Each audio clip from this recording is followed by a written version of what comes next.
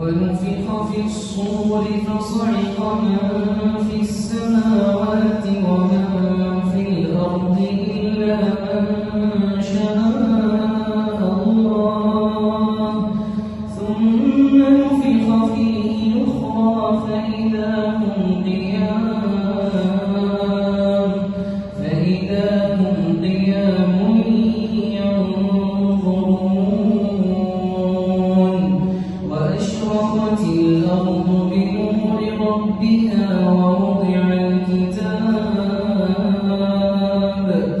وجيء بالنبيين والشهداء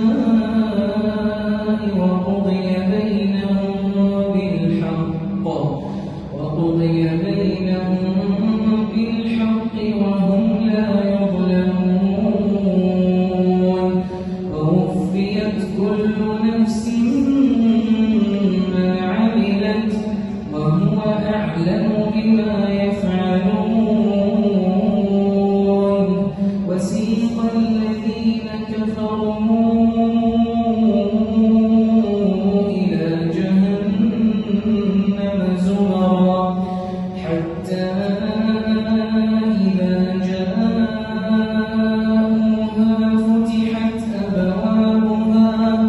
فتحت أبوابها وقال لهم خزنتها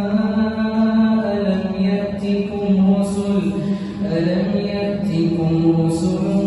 منكم يتلون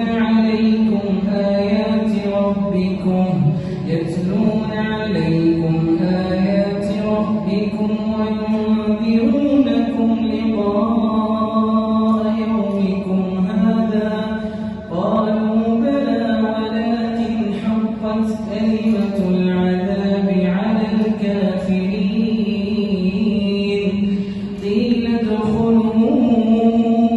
أبواب جهنم خالدين فيها فبئس مثوى المتكبرين